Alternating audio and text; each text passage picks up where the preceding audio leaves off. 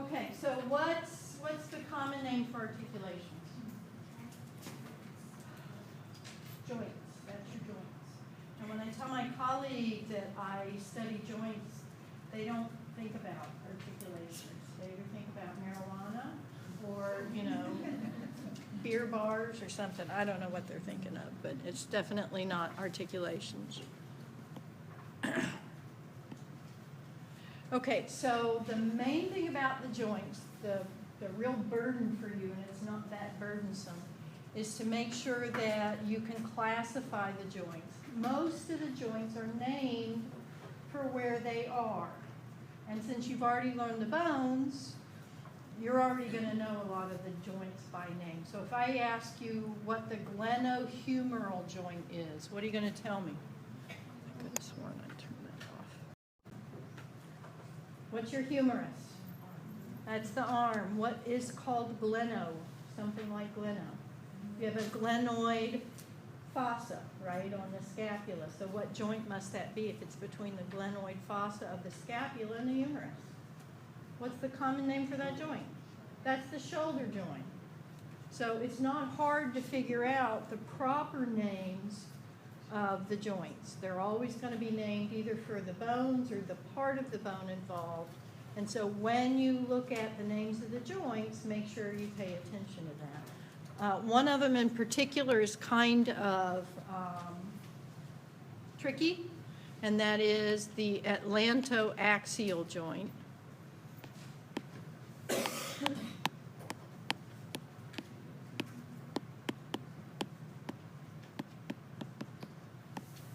So what do you think that is? Atlantoaxial.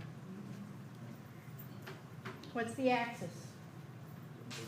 That's the second vertebra. What does it articulate with?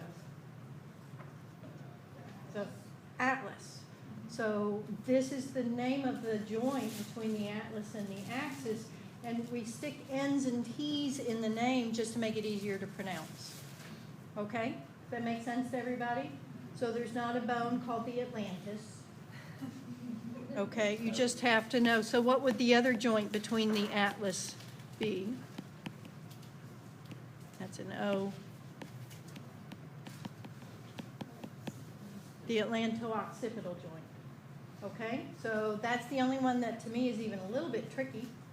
And so now that you know that, piece of cake, right?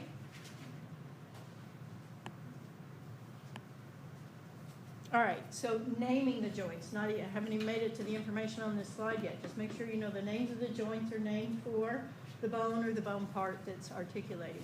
When we get to classifying the joints, we have two different kinds of classification, structural and functional. A structural class is simply what is the joint made of? And you got three categories. There are some joints where the only thing connecting the bones to each other is a fibrous membrane.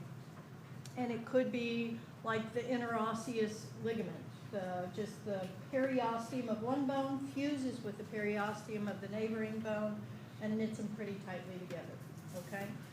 Or it could be some other fibrous membrane. We'll see. Cartilaginous, gee, I wonder what kind of tissue connects two bones at a cartilaginous joint. Can we figure that one out? All right, and what are the two kinds of cartilage associated with the skeleton? Remember, there are three kinds of cartilage. Do you remember which one was not officially part of the skeleton? Anybody? Okay, let's start with what are the three kinds. They'll have a lab test on this tomorrow. So what are our three kinds?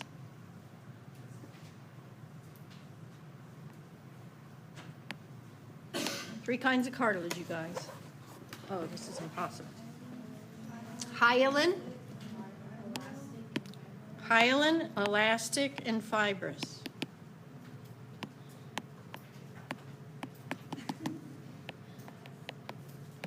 And of those, which one is not technically or formally part of the skeleton?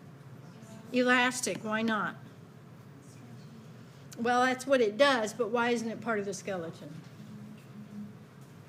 It's actually a pretty good functional answer. Because it stretches, it's not very good at being part of the skeleton.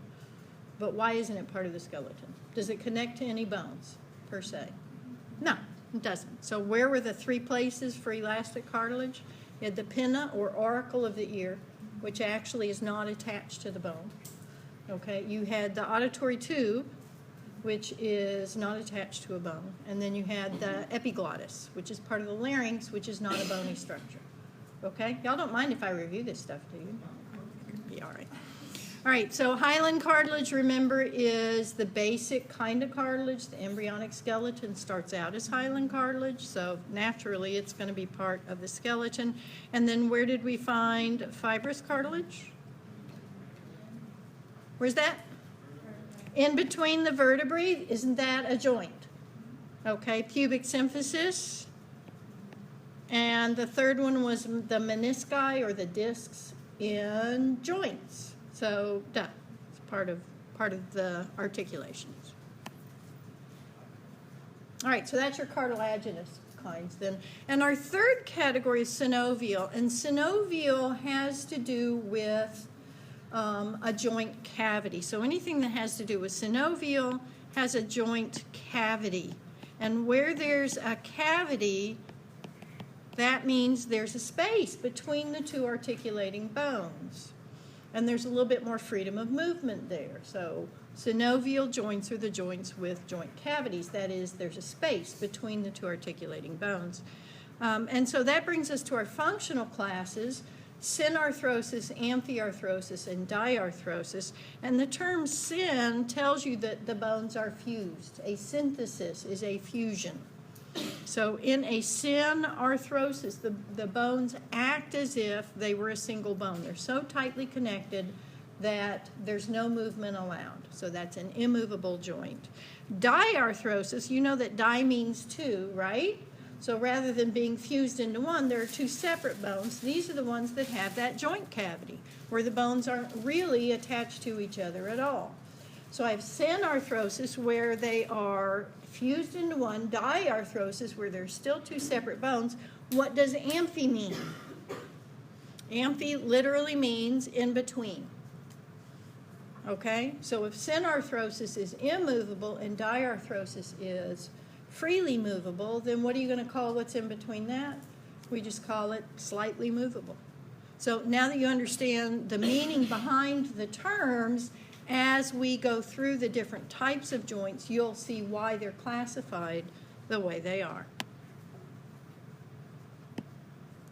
All right, so here are the types of the different structural classes of our fibrous joints. We have suture, we have syndesmosis, we have gomphosis. I'm going to explain these names so that they don't sound so weird.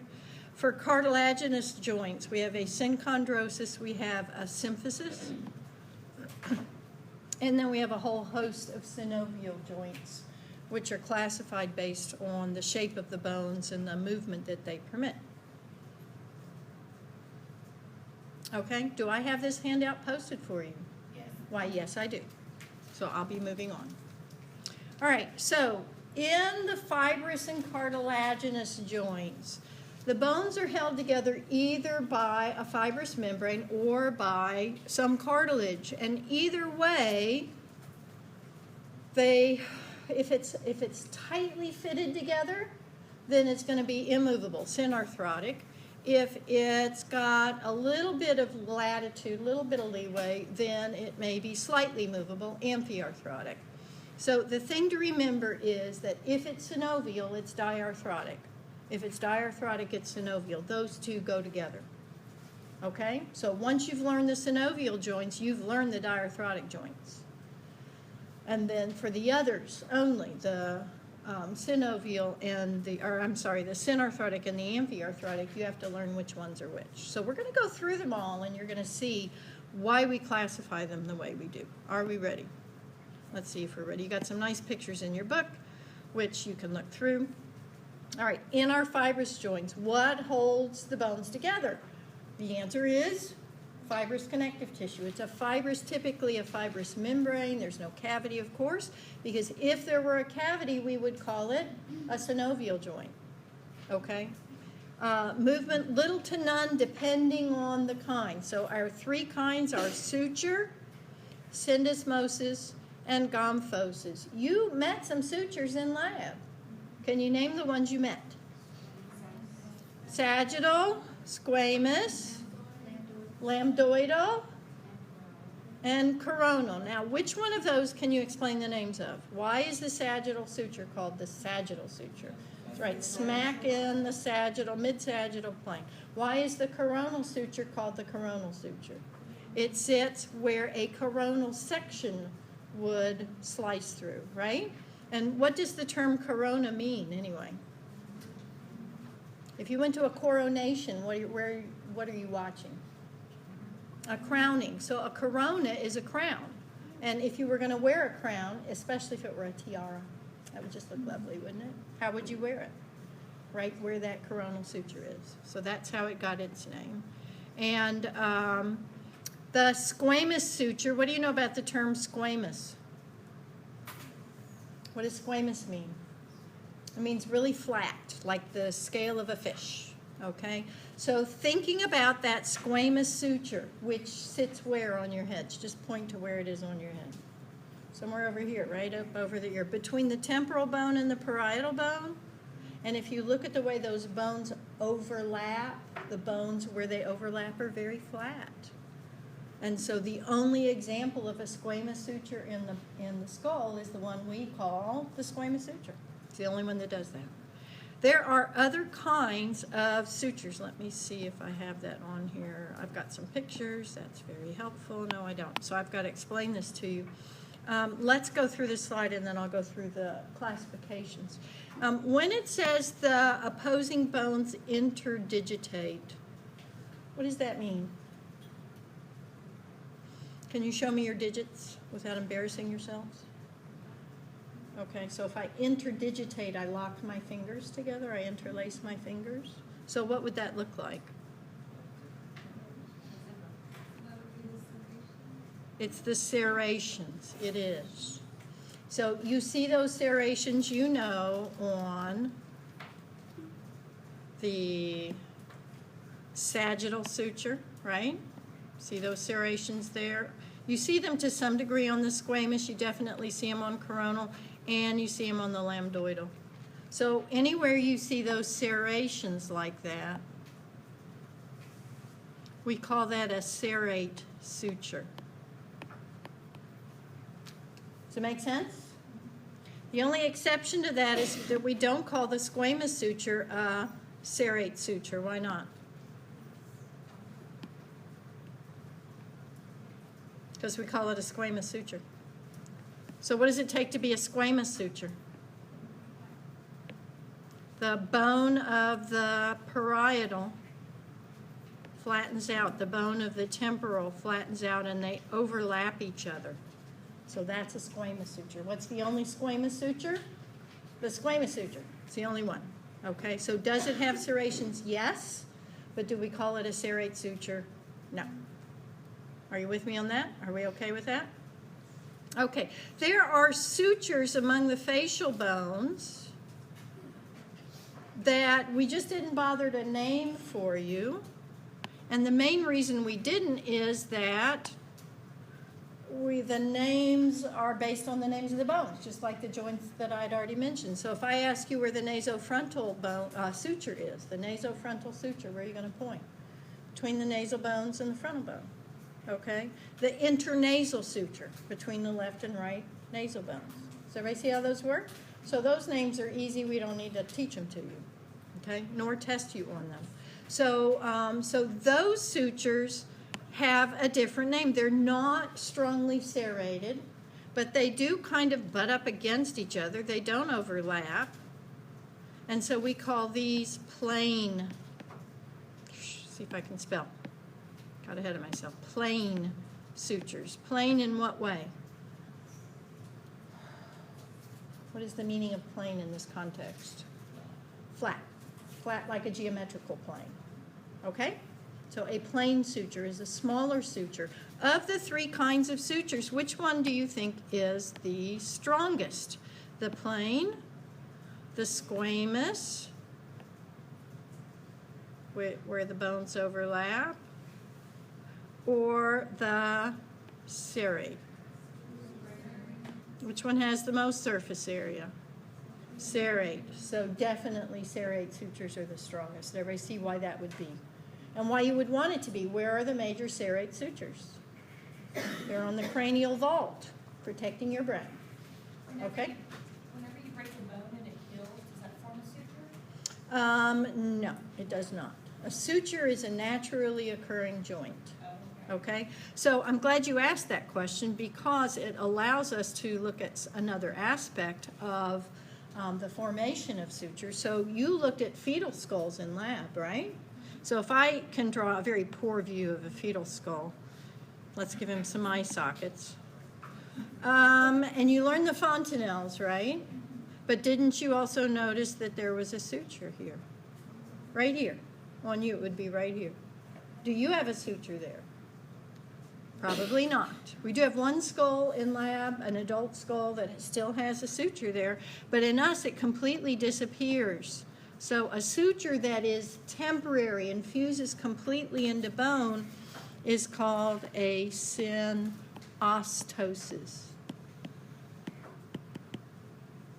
A synostosis is a naturally occurring thing. The bones fuse so completely that where there were two separate bones, there are now one. And you see it not only in the frontal bone of the fetus, but you also had, and this is a very poor diagram of the mandible, but there is a suture there. It's not even a suture, it's a symphysis. That's the mandibular symphysis. And again, this is a fetal skull. But do you have a joint there on your mandible? You studied the adult mandible. Wasn't it one bone? Okay, that's another example of a synostosis. By the time you are in at least your 50s, the first rib, the first true rib, will completely ossify to the manubrium of your sternum. That is perfectly normal. That is a synostosis that occurs later in life.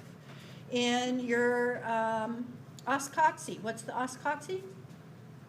That's the hip bone. You can call it the coxal bone, but the Latin name is oscoxy. What did it start out as? Three separate bones, ilium, ischium, pubis.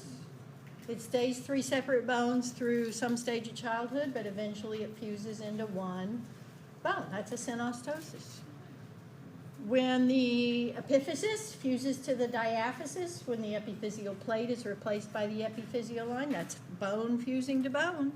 That's a synostosis. Okay? On the other hand, you can have a pathological synostosis. In someone who has poorly treated or untreated rheumatoid arthritis, what happens? They can ossify. So if we look at, say, that's a metacarpal, and here's one of the phalanges, again, very poorly drawn. If you have rheumatoid arthritis, first of all, these will swell remarkably, and second of all, they will fuse into one bone with no joint cavity left. So that's a pathological synostosis. There are people who have a genetic disease that causes their fibrous tissues to turn to bone, to calcify and become bone, and they are just, I mean, their entire rib cage can become one solid mass, making it very difficult to breathe, of course. Okay, so everybody understands the concept of a synostosis, right? Fusion of bone. Okay, so we started that looking at the fact that opposing bones interdigitate, and in a fibrous joint, really all you have is the fibrous covering of one bone, the periosteum, being continuous with that of the other bone, with a very, very thin layer of fibrous connective tissue in between the two interdigitating bones. Okay? You studied fontanelles in lab? So if you have questions about them, that's fine. Otherwise, we'll just leave it at that. All right, that's your sutures. Second category of fibrous joints is a syndesmosis. Now, we've seen the term desmo before. Where have we seen that? We had desmosomes, which stitch cells to each other. So a syndesmosis is a fibrous membrane that stitches two bones to each other. And we call that membrane the interosseous membrane. Can you tell me what the term interosseous must mean?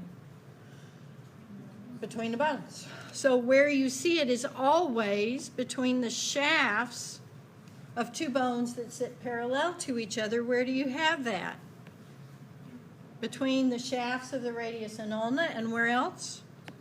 Tibia and fibula. Is there such a bone as a fibia? Nope. How much credit will you get on a lab test if you put fibia as the name of a bone? That's not a spelling error. That's just wrong.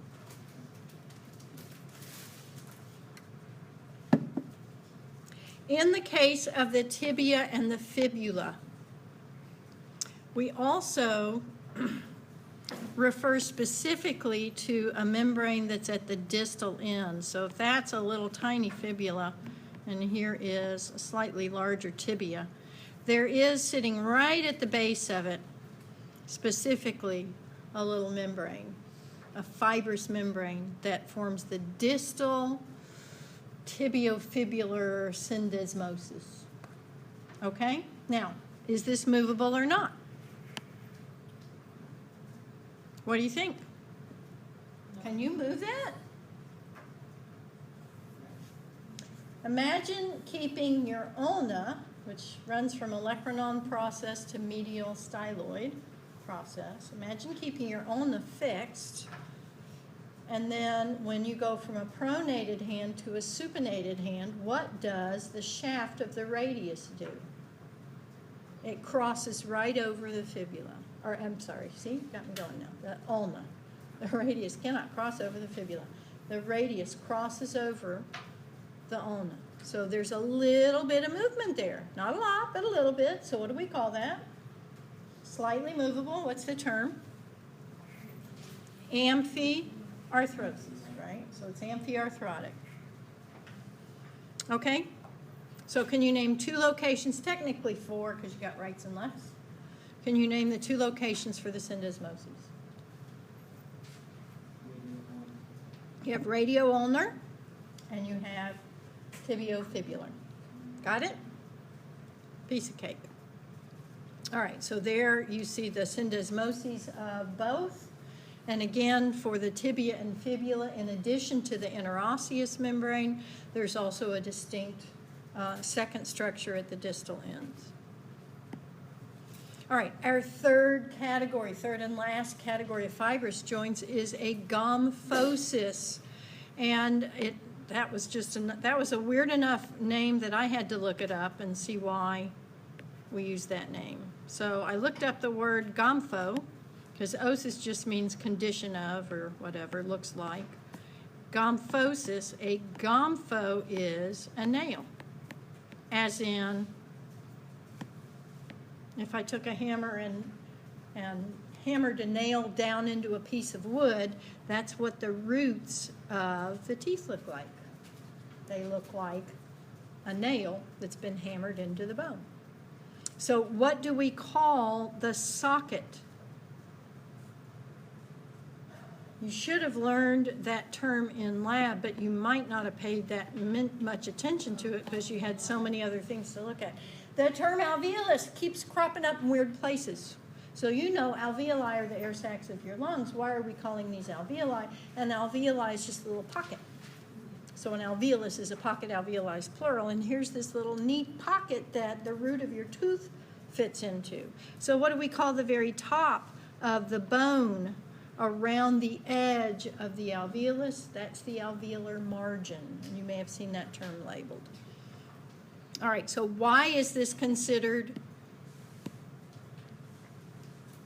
a fibrous joint? Where are the fibers of the fibrous joint? Do you see periodontal ligaments? If they get inflamed, what do we call that? That's gingivitis is inflammation of the gum. Gingiva is the gum. If you had something called a periodontal ligament and it got inflamed, what would you call that? Periodontitis.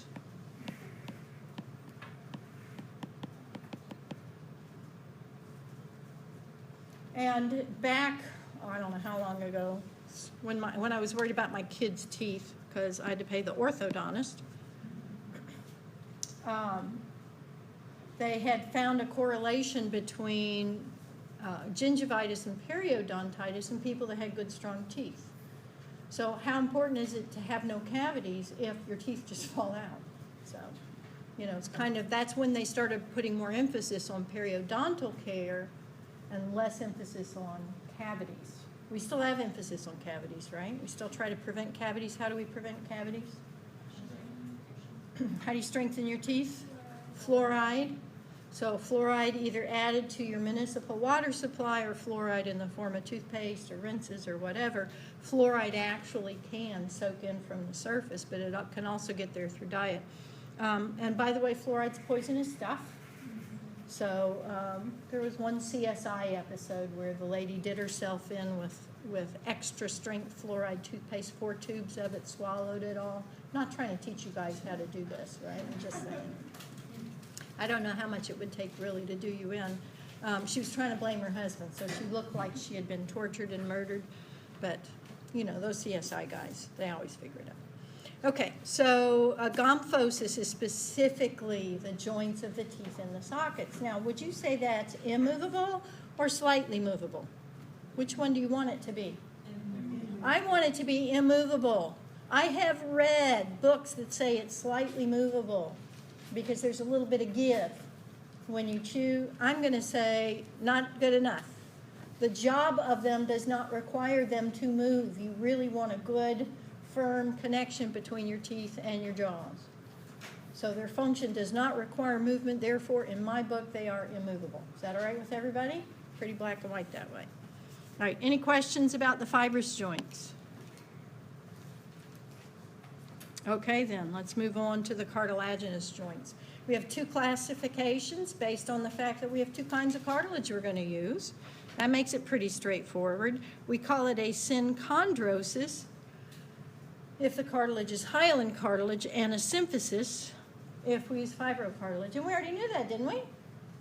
So tell me where you know of that there are symphyses.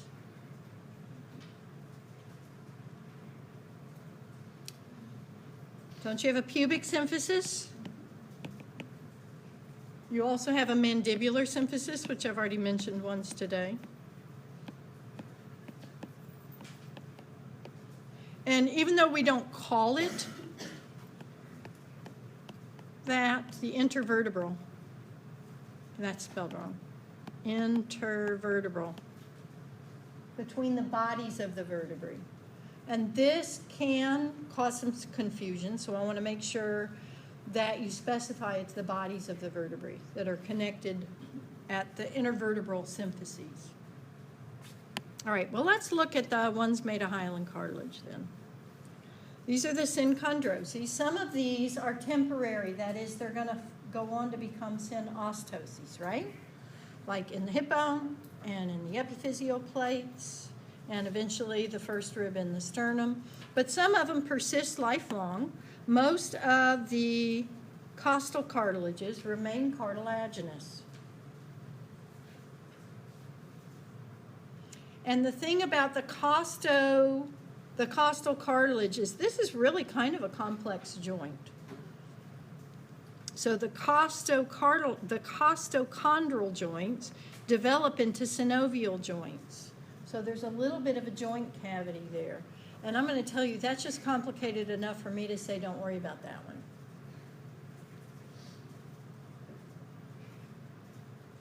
Do you think they are immovable or slightly movable? What do you think? What about the ones here in the hip bone or at the epiphyseal plates? Do you want those suckers moving? Please don't. They should not move.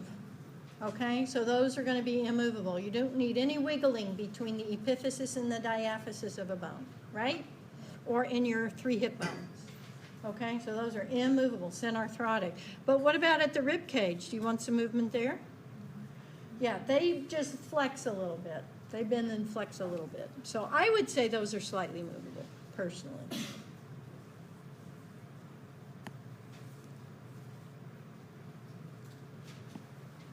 Okay, so there you see the sternocostal joints, and those are cartilage attached to the bone of the sternum.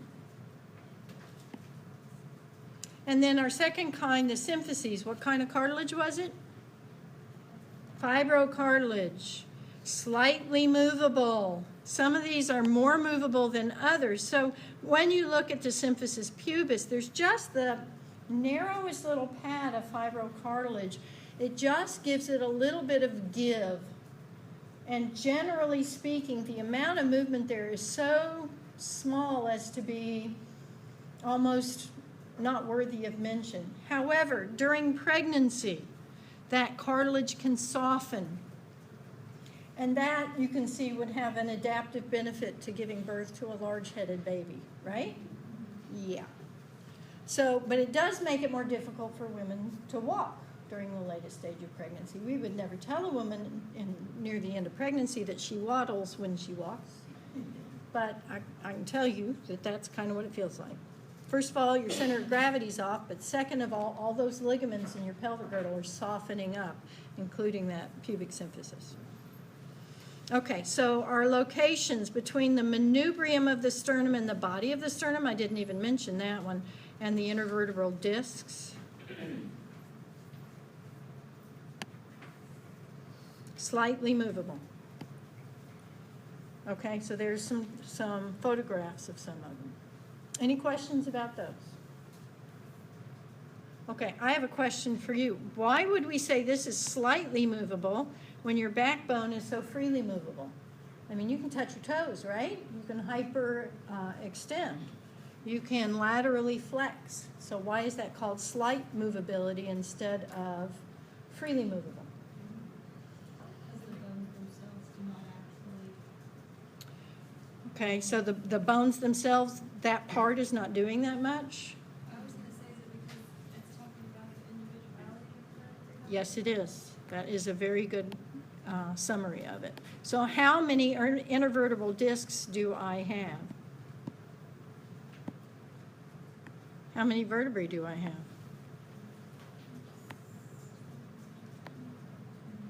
Okay, more than 4, but I don't feel like drawing more than that.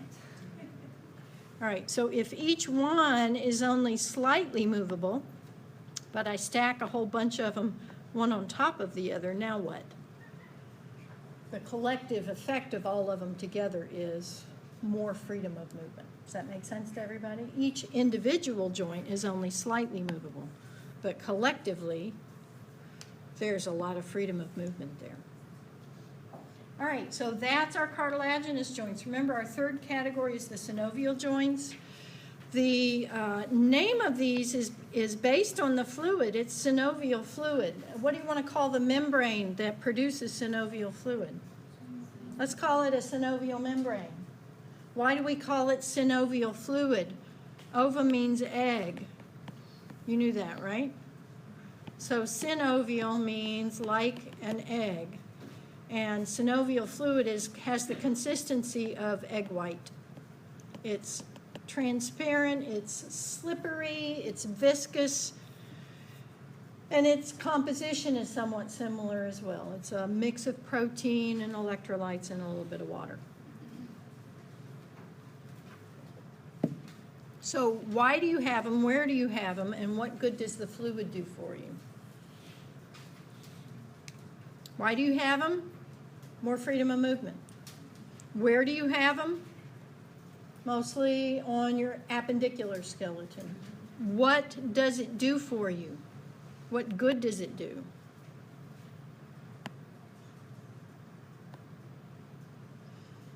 Increases your mobility. What's the trade-off? Okay, now I'm going to have you in your groups. Go ahead and pull out a sheet of paper. You're going to have to draw me a picture. I've been drawing for y'all, so you know that your ability to draw is not an issue in this class.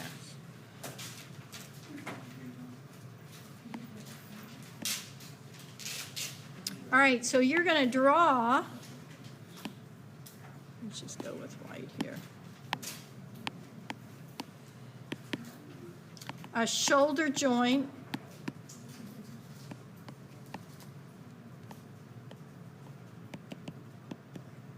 and a hip joint, and you're going to do it in a cross-sectional view, some kind of sectional view, so you can see the head of the humerus, the head of the femur in the joint cavity. Okay? You may use your books for reference, but don't spend too long on this. And then explain which one's stronger, which one's more mobile, and why. Which one's stronger, which one's more mobile, and why. Ready, set, go. Okay, so shoulder joint, more movable, right? Not as strong. So in this trade-off that we have to do between mobility and strength,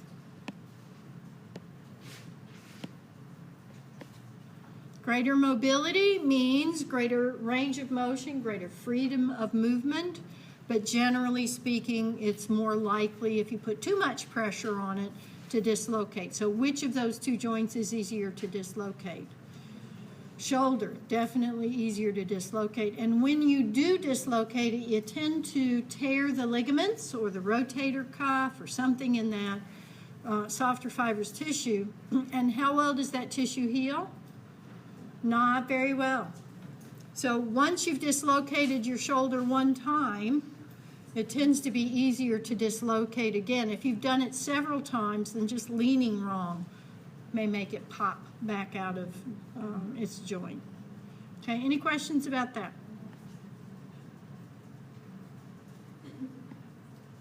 All right, so we're going to look at the structure of a synovial joint, and you've got some parts to it that you need to be aware of. There's an articular cartilage that we already met, right? The articular cartilage covers the surface of the bone at its joint. The joint cavity is the synovial cavity, or the joint cavity is going to completely surround it, and then around that is a capsule with two layers, a fibrous capsule and a synovial membrane. The fibrous capsule is continuous with the periosteum of the two bones. It connects very integratedly with the ligaments that are distinguishable. Ligaments in general are going to be regular collagenous dense connective tissue, whereas this capsule is irregular. And then on the inside, lining that joint cavity, is going to be the synovial membrane, which is one of our non-epithelial membranes. How much space is there in a synovial cavity? Not that much. Let's see if I have a picture. Not really a good one, sorry. Thought I had it in there, but I don't. So if I were to try to draw a synovial cavity, it might look something like this. Here's one bone, say that's the condyle of one of your metacarpals, and then the phalanx that articulates it is probably not quite that deep of a socket, but boy, that's a little crooked there at the bottom. What does the articular cartilage look like?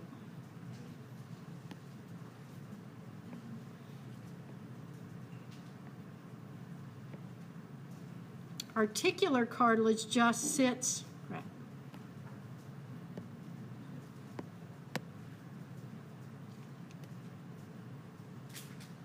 I have no idea what I just did.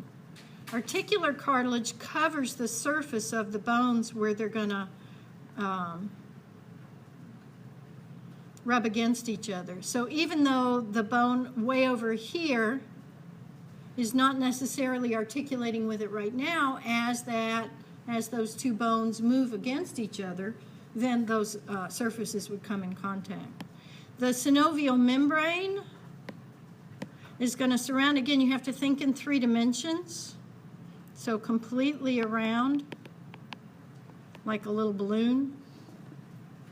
And the fluid inside of it is mostly just enough to wet those surfaces, so it doesn't really balloon out like this. If it does, then you have a swollen joint. So in a well done drawing, it would look more like this. It just kind of encapsulates that joint. So how much synovial fluid would there be in a synovial cavity? Your knee joint is the largest of these. And the amount of fluid in a knee that's working properly is only about a teaspoon of fluid, about 5 milliliters of fluid, that's it. Just enough to wet the surfaces and not much else. That articular cartilage, you know, is avascular. All cartilage is avascular. So that synovial fluid helps to nourish the surfaces of the articular cartilage, and that's where all the action is. So that's the part that needs the most support. So it nourishes the cartilage and it lubricates the movement at the joint. Any questions about that? All right, so what else did we need to have in our drawing? Don't we need a fibrous capsule around the whole thing?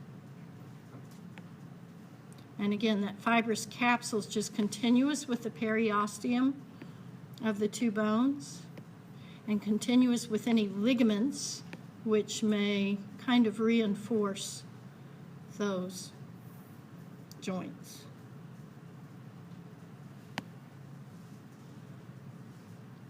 Okay, so there's the picture. All right, so we have articular cartilage on the surface. We have the joint cavity filled with fluid. We have the synovial membrane and the fibrous capsule making the joint capsule. Now, there are these accessory structures. A bursa is, the word bursa literally means purse. So if you just carry a little purse, a little sack-like purse, that's where the word comes from. So if that gets inflamed, what do we call that? That's bursitis, okay? You have ligaments and tendons to help stabilize the joint. You have, in some cases, articular discs. Those are those fibrocartilaginous pads. And I mentioned a few of those. Let's see, where's your temporomandibular joint? Where is the temporomandibular joint? Okay, so there's a little pad of cartilage there. Where is your sternoclavicular joint? Sternoclavicular. So there's a little pad of cartilage there. Acromioclavicular. That's just at the other end of the clavicle. So there's a little pad there.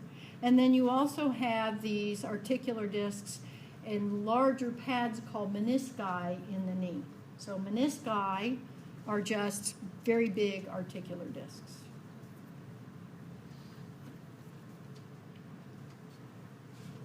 And then finally, some tendons have sheaths around them.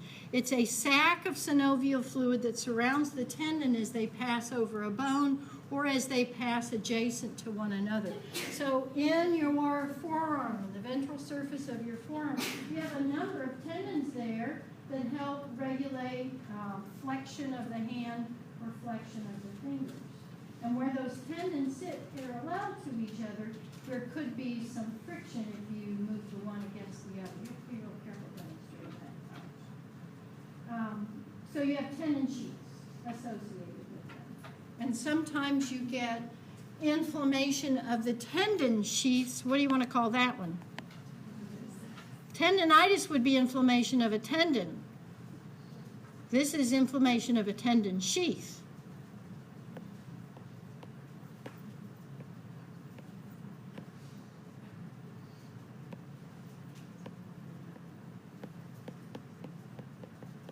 So it's of the synovial membrane of the tendon. Therefore, it's tenosynovitis. Duh.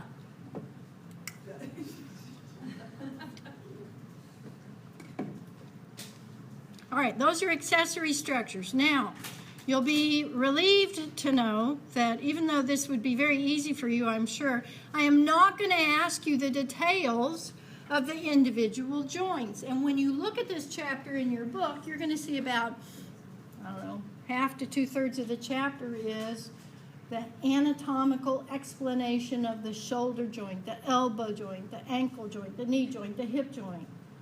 So there's a lot of anatomy there. And if you're going into sports medicine, kinesiology, or something like that, eventually someone will make you learn that. I'm just saying it's not going to be me. Okay, does anybody feel cheated by not being assigned to learn the anatomical structures of selected joints? All right, feel free to learn it on your own.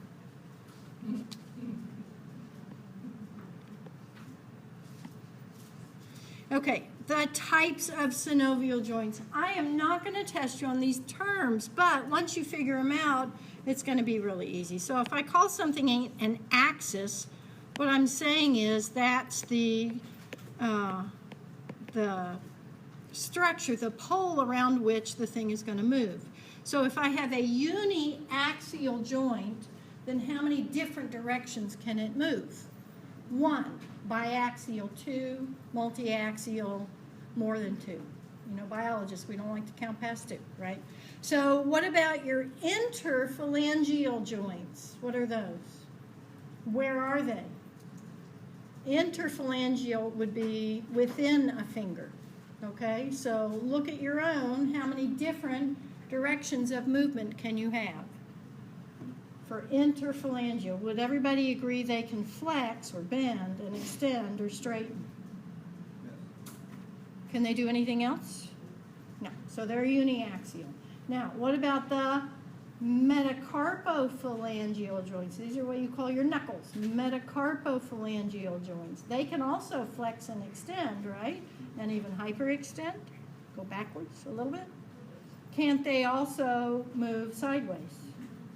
This movement is called abduction and adduction. So they can flex and extend. They can also abduct and adduct. They're moving in 2 different planes.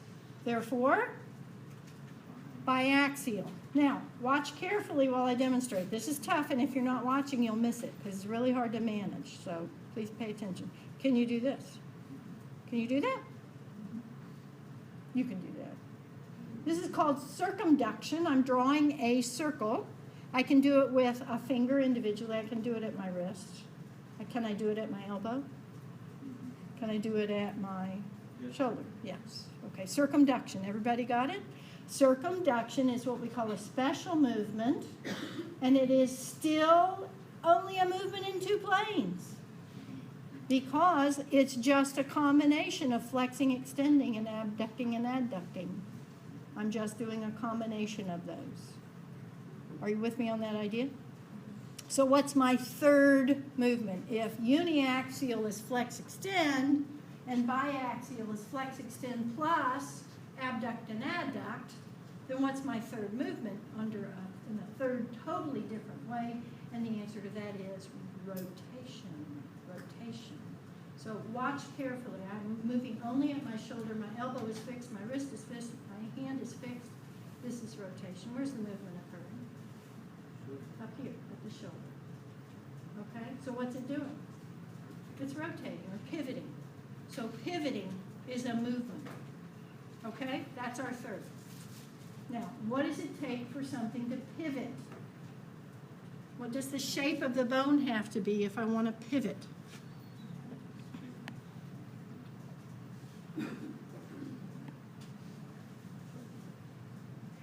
Let's figure that out.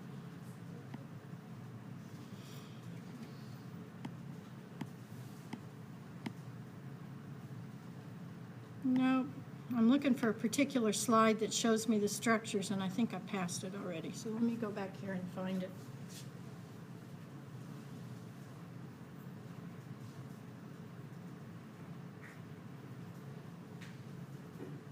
Yep, that one. It's not great. You have a better picture of this in your book.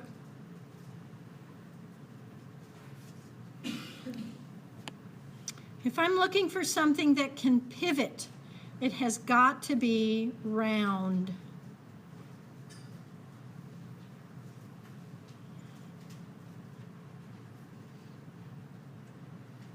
So ball and socket qualifies, right? What is the difference between a ball and socket joint and a condyloid joint? A ball and socket, the ball is round. And a condyloid joint, the condyle is oval. What difference does that make? Just imagine this is one of your knuckles, the metacarpal surface. And then here is the cavity-like matching shape of the digit bone, okay, the phalanx. Where they fit together like this, I can move them in this plane, I can move them in it's not round, it hits. An oval can't turn around. But if it's completely round, now I can hit it. So everybody see the distinction there? Right, so think of all the body parts that pivot and see if you can come up with a list that includes, let's see, we need 2 more places at least where we have something round that can pivot. And I'm going to predict you're going to get one of them and not the other.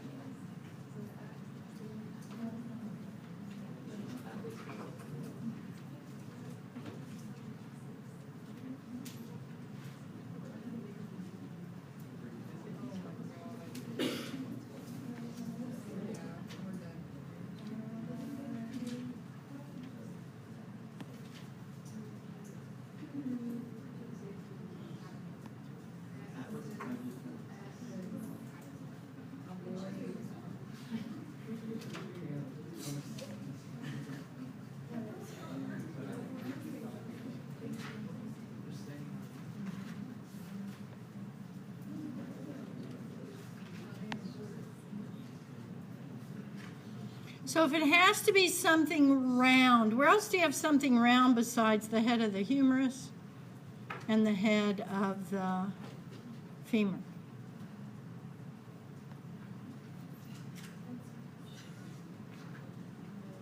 That would be a femur. Not very round.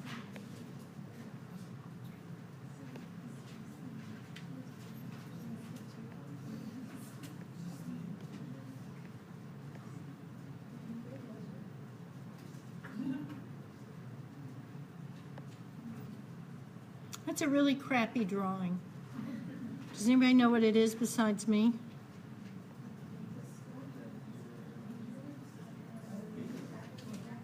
Nope.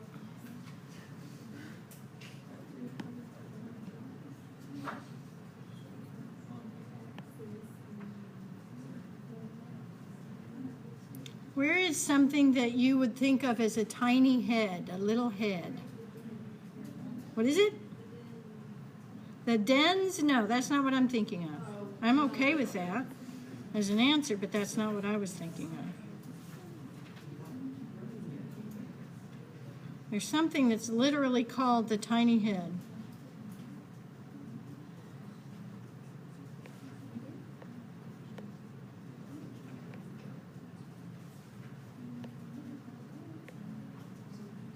All right, how about this drawing? Can you get this one?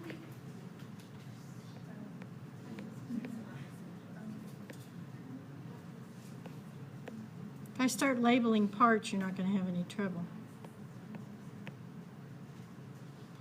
Only if you can't read my handwriting. That says dens, D-E-N-S. So what's the dens? Part of the axis. Think of all your vertebrae. Do any of them have something like the dens other than the axis? It's the only one that has a projection that sticks up. Okay, and what fits on top of it? The little ring of bone called the atlas. That's our atlantoaxial joint.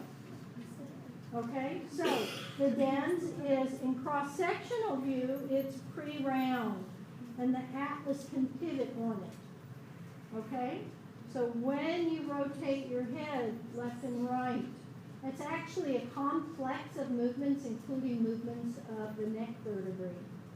So, and it's really hard to hold that still and still move just at that one joint, but just try to imagine it. So when you turn your head left and right, that's mostly the action at the atlantoaxial joint, and that is a uniaxial joint. It only allows movement in one direction, but that one direction happens to be a rotational movement. That's a pivot joint. Okay?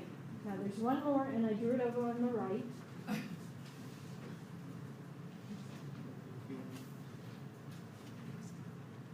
Where is it? Anybody know? If I start naming parts, you'll know it. I'm just sure. If I tell you that this thing right here is called the trochlea, I feel like we're in one of those game shows where every hint you get costs you more points. That little projection right there is the medial epicondyle. Call it out when you know it. That's the humerus. So this part right here, what's it called? That little round, little tiny baby head part is the capitulum, which means little head. Okay? When you capitulate, you give up your leadership. When you decapitate someone, what are you doing? So capit means head. So the capitulum is the little head of the humerus. At the other end is the big head. And what articulates with the capitulum of the humerus? Hint, it's on the lateral side. The trochlea is on the medial side and articulates with the ulna. So it's the radius. And the head of the radius is round, disc-shaped, and fits with that capitulum, and the head of the radius rotates. Okay? So that movement that we call pronation and supination is a combination of movements. It's the amphiarthrotic movement of the shafts at the syndesmosis, but it's also pivoting, rotational movement at the head of the radius, and likewise at the distal end. There's a little bit of rotation there as well. Okay. The head of the radius is actually said to articulate with the ulna. So where the ulna, if this is the top part of the ulna, here is your big old trochlear notch. It's got a kind of a lip on it. And then there's a little indentation there. What is that little indentation called? The head of the radius fits into it. Radial notch. And in life, what happens is that there's a ligament that goes completely around it. So I've got my ulna, I've got my radius next to it, and then I have this annular ligament that goes around the head of the radius. So the radius is actually pivoting against the ulna.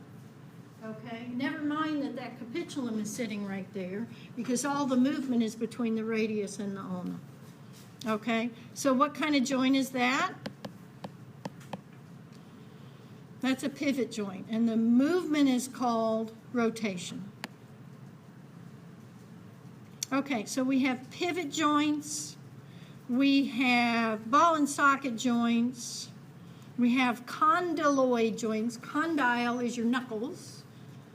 Let's think about all the places that you know of that have condyles. Let me give you about a minute to name 3 places where there are condyles besides your knuckles. Think about it. Just start at the top of the head, go all the way through the body parts you know.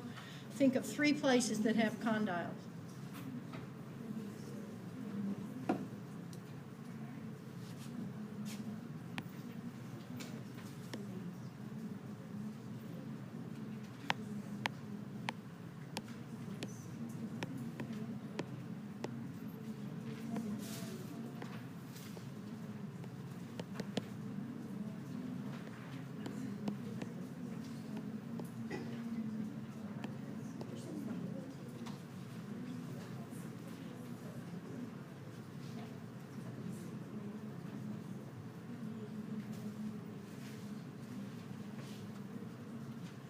you have your book, you actually have in the chapter on joints a table of all the joints in the appendicular skeleton and a table of the axial skeleton. So you can use that for reference as well. But you're studying bones for your lab practice for tomorrow. Any condyles on the skull? What? Occipital condyles. How many? 2 of them. Can't write on that surface. Any others? Mandibular condyles. How many? 2 of them. Any other condyles? Any others in the skull?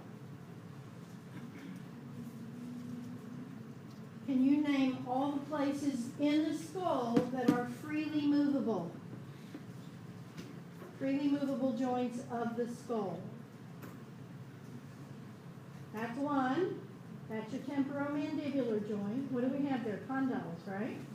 Okay, and the other one is at the occipital condyles, where you have the atlanto-occipital joint, which lets you flex, extend, and hyperextend. Are you with me on that? Is there any other free movement in the skull? Nope.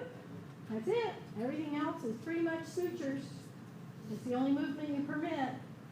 So move on down. Look in the appendicular skeleton. Where do you have condyles? And the humerus has a condyle. It has an epicondyle, which an epicondyle sits above a joint, so it's not a joint. So an epicondyle is for muscle attachment, whereas a condyle is for joints. So not the same thing. Epicondyle, no. No condyles in the humerus, right? Because you have a head at one end, at the other end you have a trochlea and a capitulum. What about on the lower end of the radius ulna? You learn the styloid processes, right? Those are not condyles. Okay? Carpals, no. Metacarpals, you've got the joints, right? The knuckles. Those are considered condyles. Okay? Where else? Anything in the lower limb called condyles. The femur has medial and lateral condyles, right? What about the tibia? It also has medial and lateral condyles. Personally, if I were in charge of naming them, I would have objected to that. Because it should be called an anticondyle or something. It fits with a condyle, but a condyle is, except for on the tibia, a condyle is always a rounded projection, knuckle shape, oval in shape. If it were round, we'd call it a head. It's oval, so we call it a condyle. Okay? So where are the only condyles that, and by the way, that's it. That's the whole list. Where are the only condyles that are unitary condyles? Each metacarpal is separate, right? So that's one condyle. What can you do at those condylar joints? Flex, extend, hyperextend. You can also abduct and adduct, which means you can circumduct. So everybody remember we did that already. Okay. Can you do that at your temporal joints? Why not? It's a condylar joint. So the opening and closing of your jaw, the mandible, the movable jaw, is considered elevation and depression. Can you see why it would be called that? Which one is opening your jaw?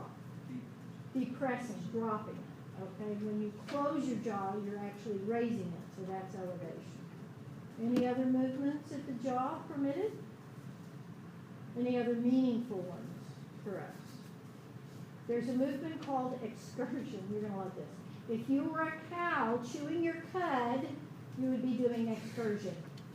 Lateral excursion and medial excursion. Okay? Is that meaningful to us? In my opinion, no. All right? Why can't I circumduct my jaw? It's a condyle. It's as pretty a condyle as the ones on my knuckles. Why won't it circumduct? What's preventing the free movement at the temporomandibular joint? If I tried to do that on the right side only, what would stop me from circumducting? I've got the other one hooked to it. They're connected to each other. So turn your attention to the occipital condyles. I can flex, extend, and hyperextend. I can circumduct my head on my neck, but where is that happening? It's actually happening in all of the combined joints of the vertebral column. So when you circumduct at the head, you're really doing it at the neck, not so much at the head. So what are my occipital condyles capable of? Because I have two of them that are hooked to each other, they're attached to the same bone, they can rock. Okay? And then finally, what about at my knee joint? Same thing, right? I have a medial condyle and a lateral condyle, but they sit side by side. And I can't have movement at the one without having some movement at the other. So can I circumduct at the knee? I will not be demonstrating that today. That is not possible without damaging something. So our third was the knee. And in all cases, these are what we call bicondyloid joints. And being bicondyloid, that limits their freedom of movement.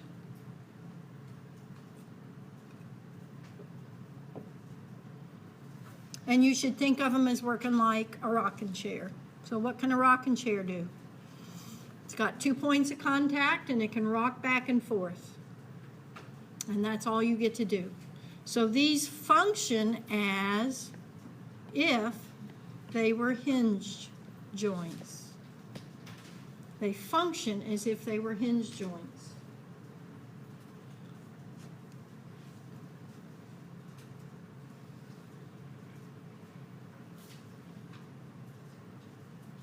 Does that make sense to everybody? So then what's a hinge joint?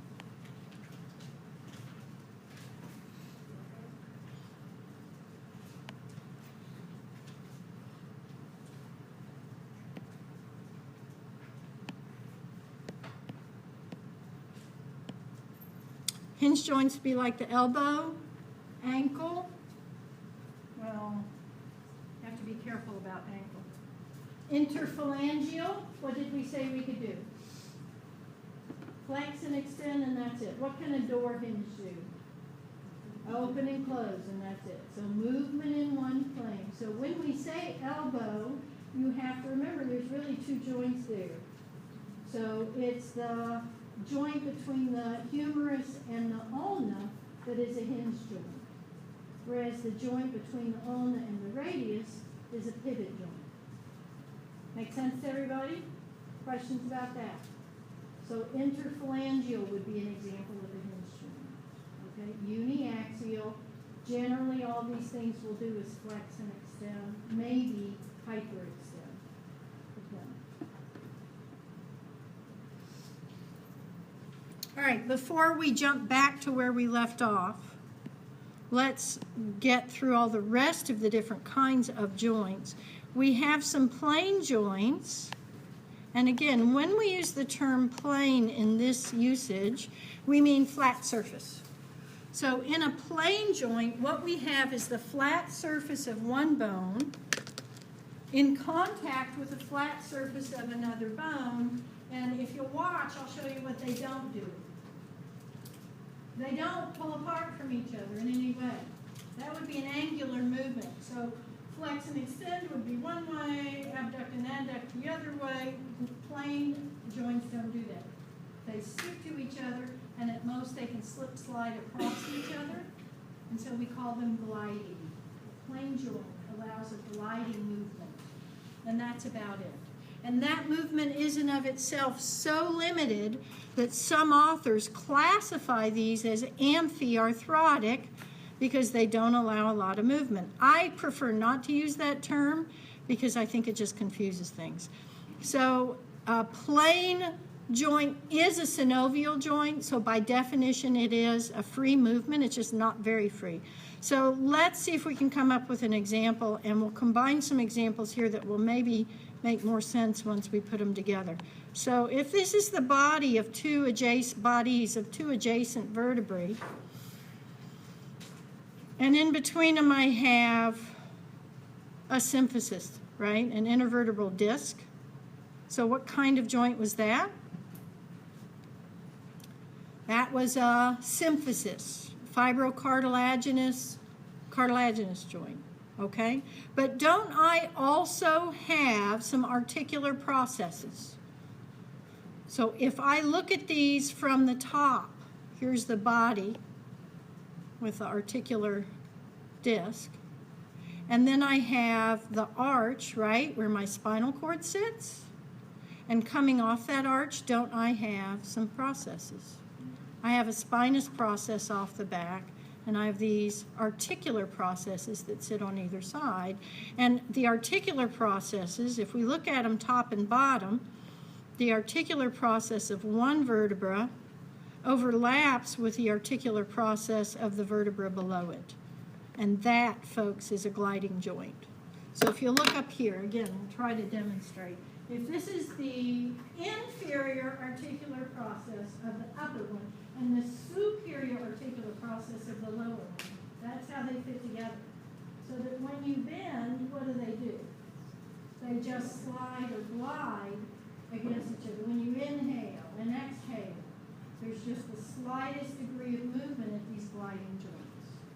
And if you have synovial joints in the ribs, it's the same idea. So where a rib hits a vertebra, they glide up and down a little bit. They don't flex. They glide. Okay? So gliding joints. Kind of a minor joint type in general. But again, you can combine them. So the joints between the carpal bones and the joints between the tarsal bones, flat surface to flat surface, those are gliding joints. Okay? Questions about those?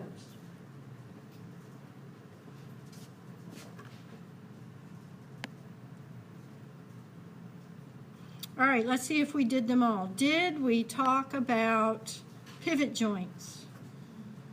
The atlas and axis, right? Did we talk about ball and socket joints? How about condylar? Pivots, hinge. So all that's left off this picture is the saddle joint. There are probably 2 or 3 saddle joints in the body. The only one I'm going to ask you to remember is the one associated with the thumb. So if you look up here, I'll show you a saddle joint. A saddle joint has 2 saddles. Hook them together. So it's a good deep connection, so it's more stable, but it can rotate in 2 different directions. So it's a biaxial joint that is more stable than a condylar joint. Okay, so where is it? It's right here at the base of the thumb, where the base of the thumb hits the metacarpal. Okay, so what can I do? I can abduct and adduct, but I can also do a special movement, which is crossing the thumb over the palm. That's called opposition. We call our thumbs opposable thumbs because they can cross over the palm. So if opposition is this movement, what do I call it when I put it back? Opposition and reposition. Okay? Piece of cake, right? And that's the only saddle joint I'm going to ask you to learn.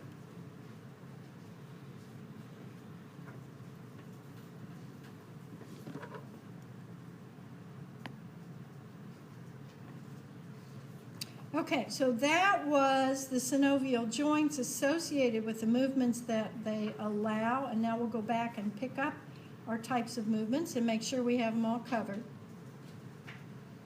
So we had gliding movements at plane joints. We had our types of angular movements, and there are some minor ones and some major ones. Flexion and extension, by definition, is bending and straightening while moving in the sagittal plane. Okay? I can bend at the elbow, I can straighten at the elbow, that's not hard. I can bend my fingers and straighten them. Y'all would get flexion and extension. Flexion is bending, extension is straightening. What am I doing at my shoulder? Because I'm not bending my arm, per se, but I am changing the angle between my arm and the body, the torso. So if I move it forward, that's flexion. If I put it back in anatomical position, that's extension. If I go backwards, that's hyperextension. Okay? Flexion is forward. Extension is putting it back, putting it back where it belongs. Hyperextension is going backwards. Okay with everybody? So some things can extend and flex, some things can, and hyperextend, some things can't. If I want to do that with my head, remember that I am doing it at multiple joints, but it's the same kind of body movement. Are you okay with that idea? And same with my torso. I can flex and extend. Now, if I'm very careful, I can do it just at the hips, can't I? Which means between the femur and the hip bones. I can flex and extend and hyperextend there. But if I flex my torso to bend it forward, curl it forward, I'm doing that with the vertebral column. And that's a combined movement.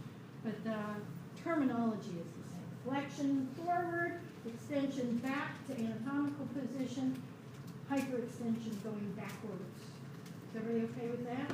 The only time you're going to have trouble with this is at the knee. So if you remember, flexion is bending. Which way do I flex when I bend at the knee? Backwards. Flexion is forward everywhere except at the knee. And if you're wondering why that is, well, in fact, during embryonic development, the whole lower limb, which starts out as a little limb bud, rotates 180 degrees during embryonic development. So your legs are put on backwards. Try to imagine what it would look like if we walked with our legs not put on backwards, and you can see why we're okay with that. But it makes sense, doesn't it? Where do you have thinner skin? Ventral surface of the upper limb, dorsal surface of the lower limb. So that's the way those structures should go. Okay, that's the way they're arranged. So flexion is bending at the knee, extension is straightening at the knee, but for the knee, you flex back. You extend forward, and that's the only one that's backwards. Now, when you get to the ankle, we have special names for movements at the ankle. Instead of calling it flexing and extending at the ankle, we call it dorsiflexion and plantar flexion. So you have to know the surfaces of the foot. What do we call the top of the foot? That's the dorsum of the foot. What's the bottom of the foot called? That's the plantar surface. So that's where we get the terms. If you're having trouble still remembering which is which, just remember that when you point your toes, you plantar flex. Put your keys together. Okay? Point your toes to plantar flex. All right?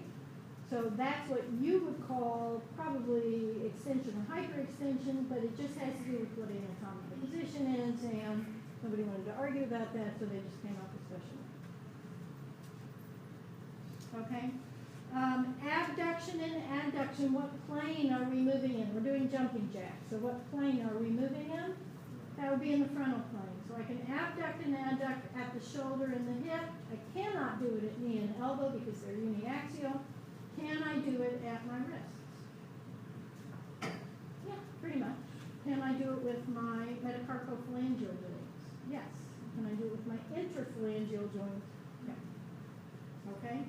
Can I do it with my torso? I can, but because it's a single unit, I use the terms lateral flexion and medial flexion. I think they did that just to confuse the heck out of students. I'm not entirely sure.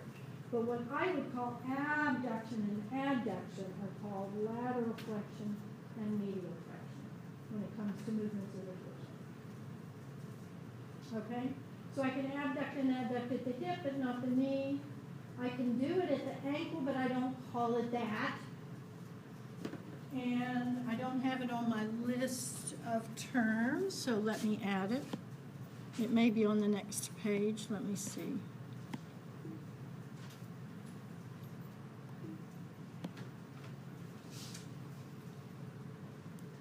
Extension, dorsi-adductions. Yeah, it's a special movement. Let's just put it where it belongs. Okay, so angular, that is sort of abduction and adduction. For the torso, we said we call it lateral and medial flexion. And at the ankle, it's called inversion and eversion.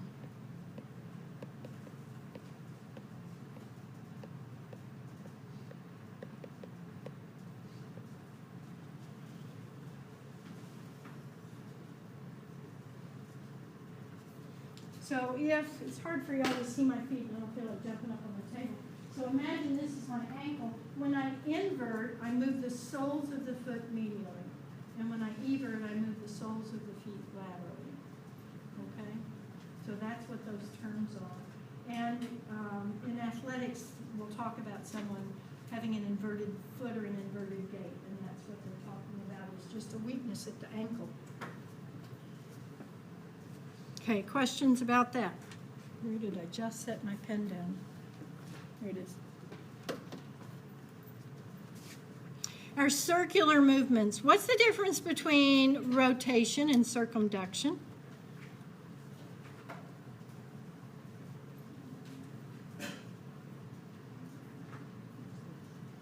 When I rotate, I am rotating on the axis of the bone. When I circumduct, I'm drawing a circle. Okay, so this is circumduction, and this would be rotation. Which one draws a circle? Circumduction. What is rotation? If I had a pen in my hand and I were doing rotation, what would I have on my paper? Just a little dot, not a circle. Okay? Everybody see the distinction there? Got it? Okay, and then what about pronation and supination? Those are considered special movements. So when I pronate and supinate, I'm specifically moving from the elbow down. The movement is at the head of the radius, and the palm is being pushed face down or face up. Can you remember how to remember which one's prone, which one's supine? If I'm holding a bowl of soup, what's the position of my hands? Supine. Okay, so if I turn my bowl of soup to the prone position, my soup is done. Okay? So if you find a body lying prone on the ground, is it face up or face down? Face down. And if, when you finally get to take a vacation, which way are you going to lay out by poolside? You're going to feel supine.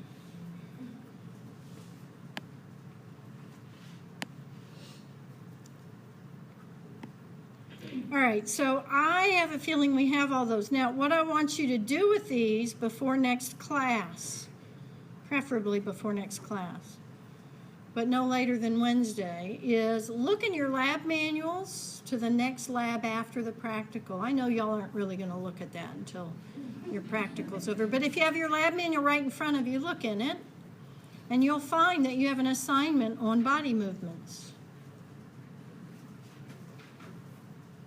And I do believe that after your midterm practical, you're going to be assigned to fill these in before you go to lab. Pretty sure you are.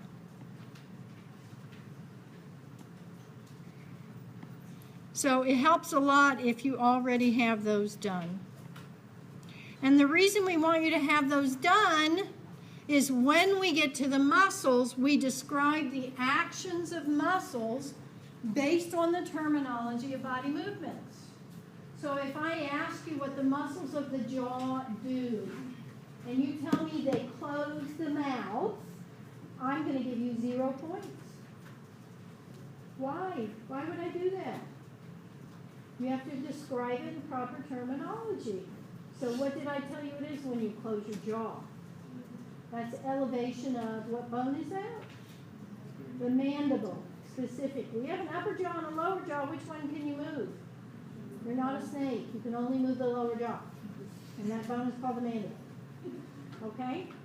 So we want you to be as precise as possible. We're going to make sure we give you practice with that. So make sure you use the proper term. Elevation and depression does not apply just to the jaw. Look at the screen. What do you see elevating and depressing here? And what's the proper term for those? Bones. Muscles are always acting on, almost always acting on bone, so we should say elevation or depression of the scapula. Okay?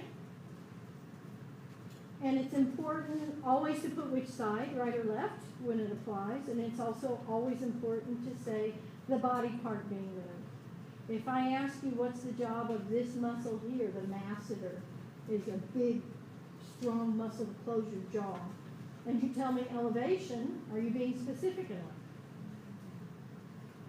I could be thinking you're thinking of shoulders unless you specify.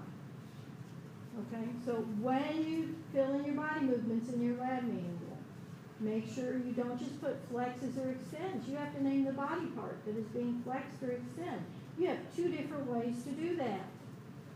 I'm going to tell you which way I think is the safer bet, and then just let you choose. You can say the body part that is moving, or you can say the joint at which the movement is occurring. So if you tell me this muscle causes elevation at the temporomandibular joint, spot on. If you tell me it elevates the jaw, what did you just miss? That's correct, it's just not specific enough. You have two jaws, upper and lower. So you have to say the name of the bone. Okay? Does everybody see why naming the joint might just be a safer bet? If I ask you to name this movement, what are you going to tell me? What did I just do? I moved my upper limb forward in the sagittal plane. So what's that movement? That's flexion. Is that a sufficient answer? What else should you say? Flexion of the upper limb is not specific enough. Actually, it ought to be, but it's not. Because you don't tell me what bone. You could be thinking radius and ulna for all I know. It's the humerus. Or you could say at the shoulder joint. And actually, we do allow you to call it shoulder, knee, hip, and ankle, and wrist. Okay? You don't have to call it glenohumeral. You could. If you want to show off, you can. Not quite. Okay, where are you going to get in trouble with that? You're going to get in trouble with that at the hip joint. So if I show you flexion at the hip joint, what am I going to do to flex at the hip joint? I'm going to bend what? What body part am I bending? That. So I'm going to move it forward. I just flexed. Okay? So that's flexion at the hip joint. What body part did I just move? What is it? The femur. Could I call it the leg? Is that okay? Why not?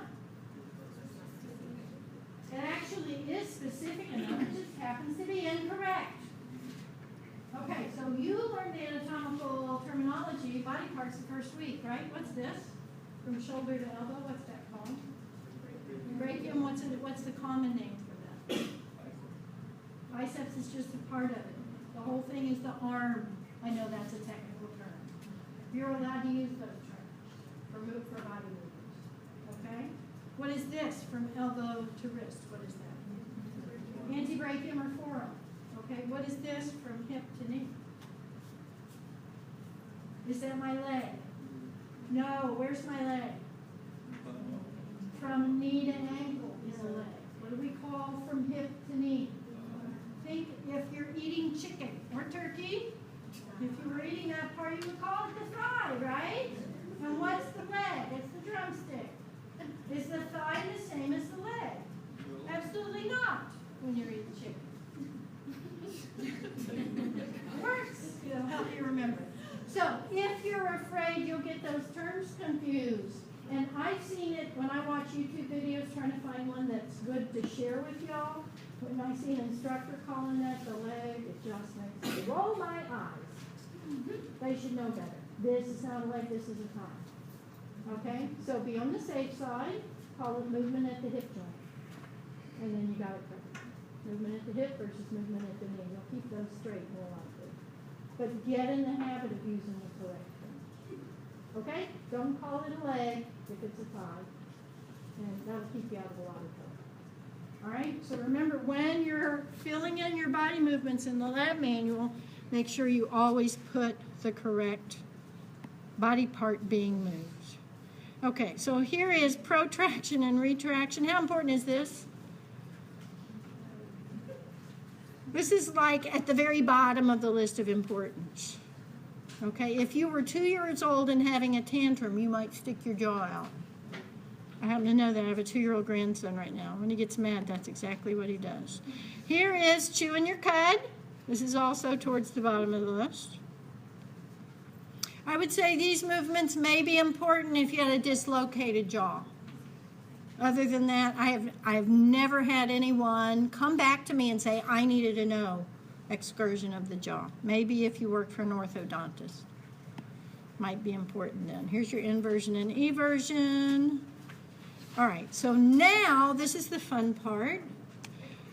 You actually get to analyze the movements. Let me see if my links are still good.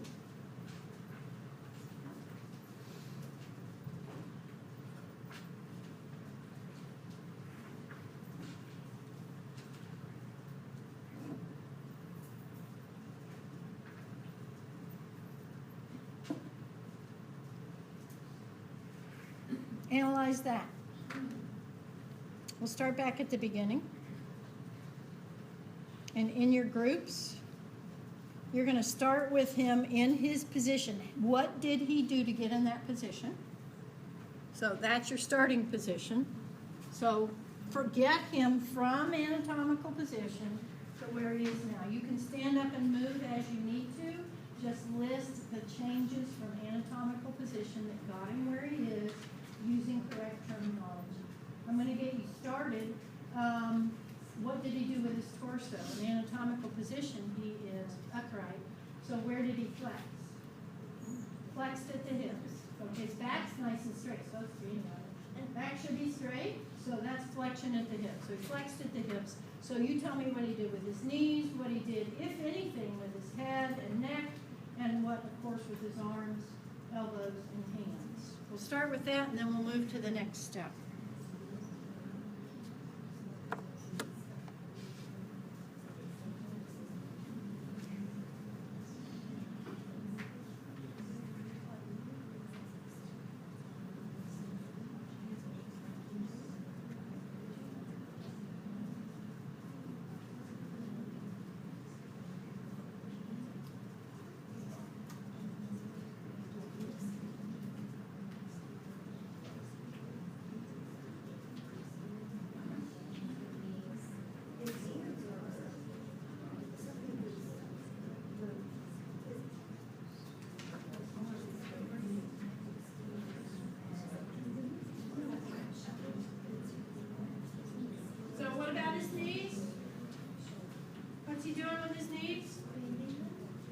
Would you say they're slightly flexed? I would agree with that. Knees slightly flexed. Feet look pretty anatomically accurate. Head, pretty straight. Okay, what about his arms? At the shoulder, movement at the shoulder. What did he have to do to get from anatomical position? What would you call that movement? If he just abducted, he'd hit the body. So what did he have to do to get him in front of himself? He flexed. He probably medially rotated. Did he also pull him towards the midline? What would that movement be? That's abduction, taking away. That's adduction, adding it back. So he flexed, he adducted, and he, I don't know if he medially rotated. Do you have to? Both of them? Or laterally rotate, just to get in starting position. Right?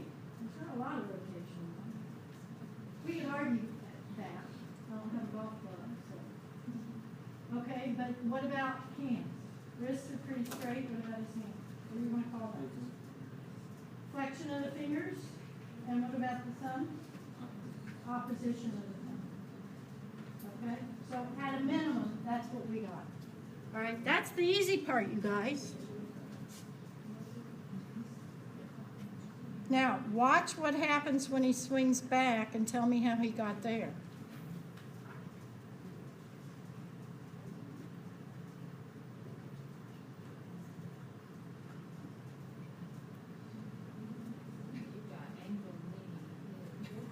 I see the left lower limb doing something different from the right lower limb. Would you agree with that? What did he do with his left ankle, left foot? What's the term? That's a special movement at the ankle. Dorsiflex if he did. Point your toes to plantar flex. But he didn't, he still bent at the toes a little bit. But he lifted his heel a little bit. So that would be plantar flex.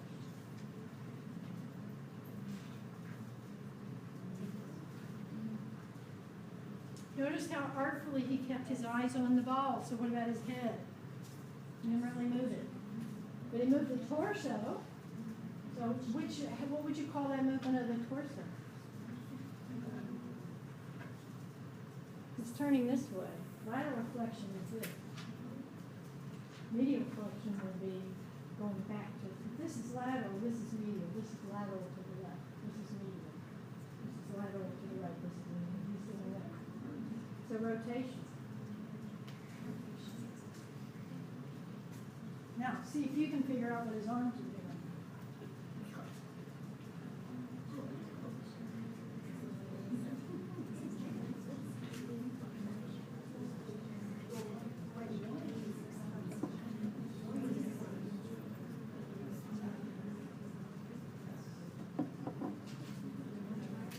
Do you want to see where he started again?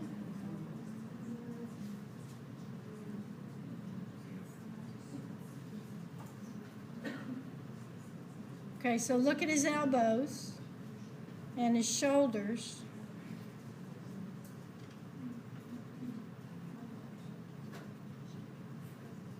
Now, would you agree that his left arm is doing something different than his right arm? Okay, what specifically is happening?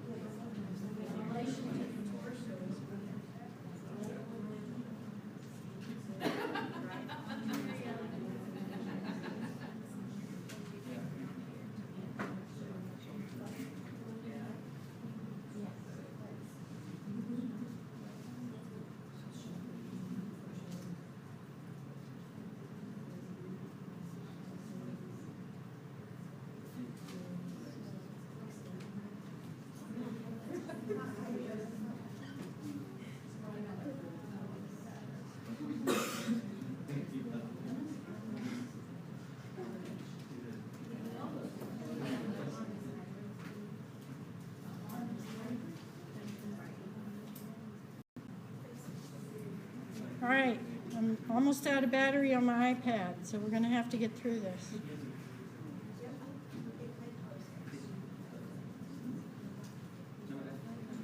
All right, just never mind the whole swing. What about the final position? What's the final body position? So right foot, plantar flexed. What about that left one? How did he do that? It looks painful. His foot's flat on the ground. That's not an inversion. How would you get your foot in relation to your torso like that? You have to rotate it to hip, because that's the only place you can rotate. So he rotated at the hip with his left while he is pushing off with the right, and he's doing that by pronation or plantar flexion. Okay, and then of course the arms, the left arm, again in this position it's now abducted. That may not be the action he did. Isn't this a circumduction when you're swinging the golf club? So he's circumducted to the left. I think that's the fairest way to say that. But both elbows flexed, both wrists, hands, of course, haven't changed, right? They're still gripping the club. So would that be lateral? Lateral what? Where? At the hips, you can't laterally flex. You can laterally flex your torso. So that was a rotational movement at the hips. Okay, any questions about that?